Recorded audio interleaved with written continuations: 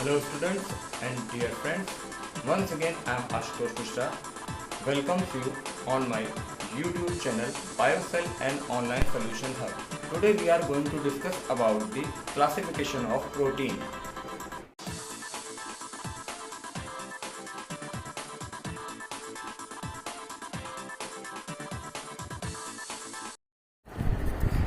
तो दोस्तों, प्रोटीन के क्लासिफिकेशन का पहला जो बिंदु है, पहला जो पॉइंट है या पहला आधार है, वो मैंने आपको बताया on the basis of shape and size, यानी प्रोटीनस मॉलिक्यूल्स के आकार एवं प्रकार के आधार पर जो क्लासिफिकेशन किया गया है। तो उसमें दो कैटेगरीज आती हैं, एक होती है फिब्रस प्रोटीन, एक होती है ग्लोबुलर प्रोटीन। जैसा मैंने बताया आपको कि फिब्रस प्रोटीन वे प्रोटीन है जिनके मॉलिक्यूल का एक्सियल रेशियो जो होता है वो लेंथ और विड्थ के बीच का होता है। लेंथ और विड्थ के बीच का रेशियो अगर मोर देन 10 होता है तो उसे फिब्रस प्रोटीन में रखा गया है, और अगर एक्सियल रेशियो में मींस लेंथ और विड्थ में जो रेशियो लेस देन 10 होता है तो उसको ग्लोबुलर प्रोटीन में रखा गया है। फिब्रस प्रोटीन के एग्जांपल्स हैं कोलेजन, फिब्रिन, जबकि ग्लोबुलर प्रोटीन के एग्जांपल है राइबोन्यूक्लिक। चलिए अब नेक्स्ट पॉइंट पे चलते हैं कि दूसरा आधार क्या है प्रोटीन के क्लासिफिकेशन का। तो प्रोटीन के क्लासिफिकेशन का जो सेकंड पॉइंट है या दूसरी बेसिस है वो क्या है, on the basis of their functional properties, यानी प्रोटीन के कार्य करने के हिसाब से, मतलब अलग अलग प्रकार के प्रोटीन मॉलिक्यूल्स अलग अलग प्रकार की एक्टिविटीज में, बायोलॉजिकल एक्टिविटीज में इन्वॉल्व होते हैं, उनके आधार पर प्रोटीन को क्लासिफाई किया गया है। जिसमें सबसे पहले आता है डिफेंस प्रोटीन, मींस वे प्रोटीनियस मॉलिक्यूल्स जो हमारे प्रतिरोधक तंत्र, यानी जो हमारे शरीर का वह तंत्र जो हमको रोगों से बचाने में सहायक होता है, उसमें महत्वपूर्ण भूमिका निभाते हैं। उन प्रोटीन्स को डिफेंस प्रोटीन कहा गया है, जिनमें बेसिकली क्या आती हैं, एंटीबॉडीज आती हैं। ये कौन कौन सी एंटीबॉडीज होती हैं, IgA, IgD, IgE, IgG, IgM। जबकि दूसरा जो इसका टाइप है, दूसरा इसका जो प्रकार है वो है कॉन्ट्रैक्टाइल प्रोटीन। आप सबको पता है कि कॉन्ट्रैक्शन और रिलैक्सेशन मीन्स मसल्स का सिकुड़ना और फैलना, यानी किसी भी जीवधारी के शरीर में जो मसल्स का सिकुड़ना और फैलना होता है, तो इस फंक्शन में जो प्रोटीन्स मॉलिक्यूल इन्वॉल्व होते हैं, ठीक, उनको कॉन्ट्रैक्टाइल प्रोटीन कहा जाता है।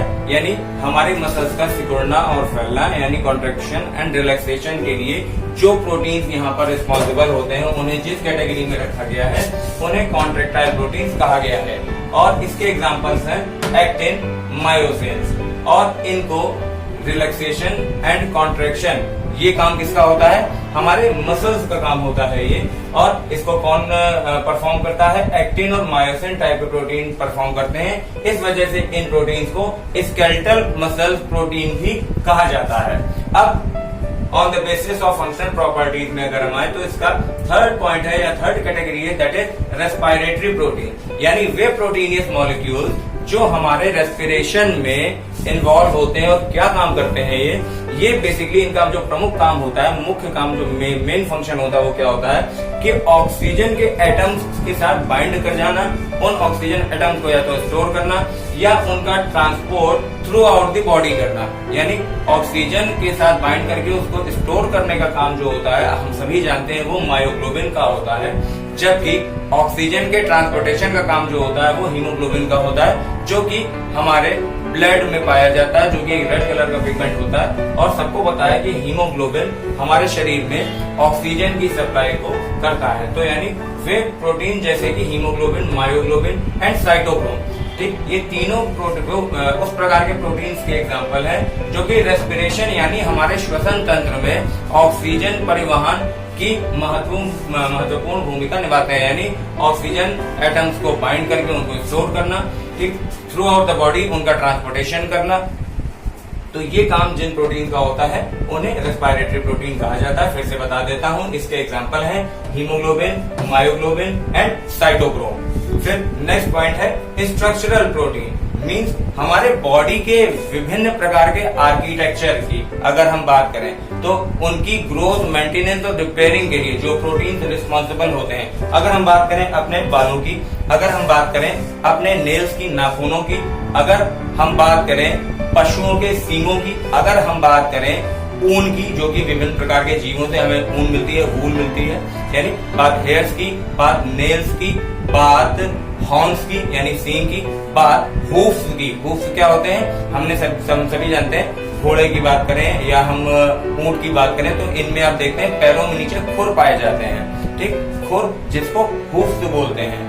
और ये भी क्या होते हैं, इनका भी जो ग्रोथ होता है, इनका जो रिपेयर होता है, ये भी प्रोटीनियस मॉलिक्यूल के थ्रू होता है। जैसे हम नाखून काटते हैं तो नाखून काटने में हमें दर्द नहीं होता, बाल अगर काटा जाता है तो बाल काटने में दर्द नहीं होता। लेकिन हम बाल की बात करें, नाखून की बात करें, हम हॉर्न्स की बात करें, हम ऊल की बात करें, ये सभी ग्रो होते हैं, ये सभी समय समय पर मेंटेन किए जाते हैं। तो इनकी ग्रोथ और मेंटेनेंस के लिए जिस प्रकार के प्रोटीन रिस्पॉन्सिबल होते हैं उनको क्या कहा गया है, उनको कहा गया है स्ट्रक्चरल प्रोटीन, यानी proteins of skin, nails, cartilage, hair, hoof, horns and वूल।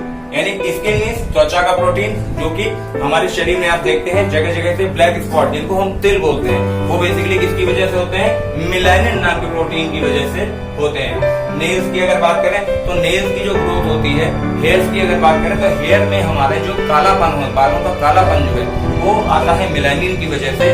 और बालों की जो ग्रोथ होती है वो होती है अल्फा केराटिन की वजह से। यानी जिन लोगों में समय से पहले बाल सफेद हो जाते हैं, ठीक, उनमें मेलानिन नामक प्रोटीन की कमी हो जाती है। और जिन लोगों के बाल समय से पहले झड़ जाते हैं या वो बाल्ड हो जाते हैं, गंजे हो जाते हैं, तो उसमें अल्फा केराटिन नामक प्रोटीन की कमी होती है, जो कि न्यूट्रिशन में प्रॉपर प्रोटीन ना मिल पाने की वजह से होती है।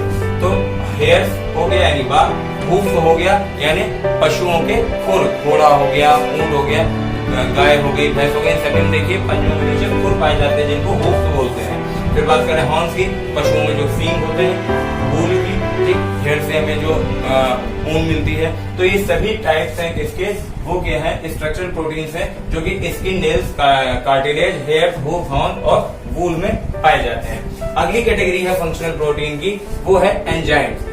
तो एंजाइम्स किस तरह के, प्रोटीन एक्टिंग एंजाइम, वे एंजाइम जो प्रोटीनियस मॉलिक्यूल्स को फंक्शन होने के रोल में लेके आते हैं।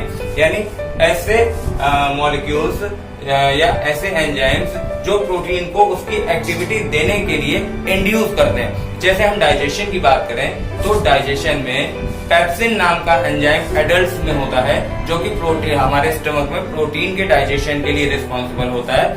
वैसे ही बच्चों में मिल्क को डाइजेस्ट करने के लिए रेनिन नाम का एंजाइम होता है। और मिल्क में क्या होता है, मिल्क में कैसीन नाम का प्रोटीन होता है, और उसके डाइजेशन के लिए जो प्रोटीन जो एंजाइम रिस्पॉन्सिबल होता है दैट इज रेनिन। और एडल्ट में प्रोटीन के डाइजेशन के लिए जो एंजाइम रिस्पॉन्सिबल होता है दैट इज पेप्सिन। तो some examples are here, pepsin, thrombin, chymotrypsin and trypsin. These are enzymes, protein acting enzymes, जो कि प्रोटीनियस मॉलिक्यूल्स को इंड्यूस करते हैं फंक्शंस कंप्लीट करने के लिए, फंक्शन के कंप्लीट होने में। Next category is hormones.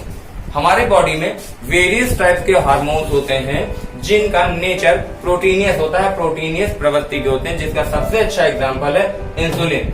Insulin क्या करता है कि इंसुलिन हमारे पैनक्रियास से सिक्रीट होने वाला वो हार्मोन है जो कि शुगर मॉलिक्यूल के साथ बाइंड होकर उनको हमारी समस्त यानी सारे शरीर की कोशिकाओं तक पहुंचाता है, ताकि उन कोशिकाओं को ऊर्जा की आपूर्ति की जा सके। तो इंसुलिन हार्मोन क्या है, एक प्रोटीनियस हार्मोन है। और इसकी जो सीक्वेंसिंग होती, इसके जो अमाइनो एसिड सीक्वेंसेस के बारे में बताया था, वो सेंगर नाम के साइंटिस्ट ने किया था, जिनको इस काम के लिए नोबेल प्राइज भी मिला था। इसके बाद जो थर्ड बेसिस है क्लासिफिकेशन का, that is on the basis of solubility and physical properties. Means protein have been classified on the basis of 3 point. First one was on the basis of shape and size, second one on the basis of functional property, and the final and the last one is on the basis of solubility and physical properties. Means proteinaceous molecules की जो भौतिक अवस्था होती है, ठीक, या उनकी जो घुलनशीलता है, उसके आधार पर प्रोटीन मॉलिक्यूल को जो क्लासिफाई किया गया है, ठीक, इस प्रकार के आधार पर जो प्रोटीनियस मॉलिक्यूल को क्लासिफाई किया गया है, उसकी भी कुछ कैटेगरीज हैं, जिसमें पहला आता है सिंपल प्रोटीन, दूसरा आता है कंजुगेटेड प्रोटीन, और तीसरा आता है डिराइव्ड प्रोटीन। सिंपल प्रोटीन्स क्या है, सिंपल प्रोटीन्स वे प्रोटीन होते हैं जो कि on the complete hydrolysis means जब उनका कंप्लीट हाइड्रोलिसिस होता है, प्रोटीनियस अणु जब टूटते हैं और उनका कंप्लीटली हाइड्रोलिसिस हो जाता है तो वो सिर्फ और सिर्फ अमाइनो एसिड सीक्वेंसेस ही यील्ड करते हैं। मीन्स अमाइनो एसिड सीक्वेंस ही कंप्लीट हाइड्रोलिसिस के बाद अगर हमें प्राप्त होते हैं तो इस प्रकार के प्रोटीन क्या कहलाते हैं? सिंपल प्रोटीन कहलाते हैं। कंजुगेटेड प्रोटीन क्या है? Addition to amino acid content non proteinaceous means ऐसे प्रोटीनियस मॉलिक्यूल जो कि हाइड्रोलिसिस या टूटने के पश्चात अमाइनो एसिड सीक्वेंसेस के साथ साथ कुछ अदर मॉलिक्यूल्स भी देते हैं जो कि लिपिड हो सकते हैं, जो कि कार्बोहाइड्रेट्स हो सकते हैं, जो कि फॉस्फेट हो सकते हैं, जो कि मेटल्स हो सकते हैं। मीन्स अमाइनो एसिड्स के अलावा अगर कोई अनदर ग्रुप है मीन्स नॉन प्रोटीनियस ग्रुप जब किसी प्रोटीन में पाया जाता है तो उसको प्रोस्थेटिक ग्रुप बोलते हैं और प्रोटीनियस ग्रुप जो पाया जाता है उसको एपोप्रोटीन बोलते हैं। ठीक, तो जब प्रोटीन का हाइड्रोलिसिस हो रहा है तो एपोप्रोटीन से हमें सिंपल अमाइनो एसिड सीक्वेंसेस मिल रहे हैं, जबकि प्रोस्थेटिक ग्रुप से हमें कार्बोहाइड्रेट, लिपिड, फॉस्फेट, मेटल्स इस प्रकार के हमें ग्रुप्स वहां पर अगर देखने को मिलते हैं, कंपाउंड देखने को मिलते हैं, तो इस प्रकार के प्रोटीन क्या कहलाते हैं? कंजुगेटेड प्रोटीन कहलाते हैं। और इसमें जो अनदर ग्रुप्स हो सकते हैं वो क्या हो सकते हैं? लिपिड हो सकते हैं, कार्बोहाइड्रेट्स हो सकते हैं, फॉस्फेट हो सकते हैं, न्यूक्लिक एसिड्स हो सकते हैं और मेटल्स हो सकते हैं। And the final point of protein classification on the basis of solubility and physical properties is derived protein. derived means व्युत्पन्न प्रोटीन means जो कि कुछ पहले से ही एग्जिस्ट होने वाले कंपाउंड, प्रोटीनियस कंपाउंड से ही उत्पन्न हुए हैं। मीन्स जो नेचुरल अकरेंस है वो प्रोटीनियस कंपाउंड की है और उनसे ही जो डेरिवेटिव बन रहे हैं, उनसे ही जो डिराइव्ड हो रहे हैं मॉलिक्यूल्स, वो क्या कहलाते हैं? डिराइव्ड प्रोटीन कहलाते हैं, जो कि 3 प्रकार के हो सकते हैं। कौन कौन से? Proteins, metaproteins and coagulated proteins. ठीक है, तो इसके बाद हम जब बात करते हैं डिराइव्ड प्रोटीन्स की, इसका भी फर्दर क्लासिफिकेशन है primary proteins and secondary protein, जिसकी बात हम करेंगे अपने नेक्स्ट वीडियो में। दोस्तों, अगर आपको मेरा ये वीडियो अच्छा लगा हो तो आप मेरे चैनल को सब्सक्राइब करना ना भूलिएगा। और मैंने पिछले वीडियोस में भी बताया था कि अगर आप ऑनलाइन क्लासेस के इच्छुक हैं और अगर आप किसी बायोलॉजी या बायोटेक्नोलॉजी एग्जाम के कंपटीशन की तैयारी कर रहे हैं और आप ऑनलाइन क्लासेस लेना चाहते हैं, वो किसी भी लेवल का एग्जाम हो सकता है जिसकी आप तैयारी कर सकते हैं। आप अगर 11th, 12th BSc किसी भी स्टैंडर्ड के स्टूडेंट हैं, कोई भी आपका स्ट्रीम है, biology, biotechnology, English medium, Hindi medium, तो मैं अपनी कांटेक्ट डिटेल्स अपनी स्क्रॉल में दे दूंगा या आप पेज पे जाकर मेरी कांटेक्ट डिटेल्स दे सकते हैं और ऑनलाइन क्लासेस लेने के इच्छुक है तो आप मुझसे संपर्क कर सकते हैं। तो दोस्तों, चैनल को सब्सक्राइब करना ना भूलिएगा। आशा करता हूँ मेरा आपका आज का प्रोटीन का क्लासिफिकेशन अच्छा लगा होगा और इसके बाद की बात प्रोटीन के फंक्शन क्या है, किन किन फंक्शन में इन्वॉल्व होते हैं, कैसे उसको लीड करते हैं, कैसे उसको कंप्लीट करते हैं, इसके बारे में हम बात करेंगे नेक्स्ट वीडियो में। तो दोस्तों, थैंक्स फॉर वॉचिंग और चैनल को सब्सक्राइब करना ना भूलिएगा।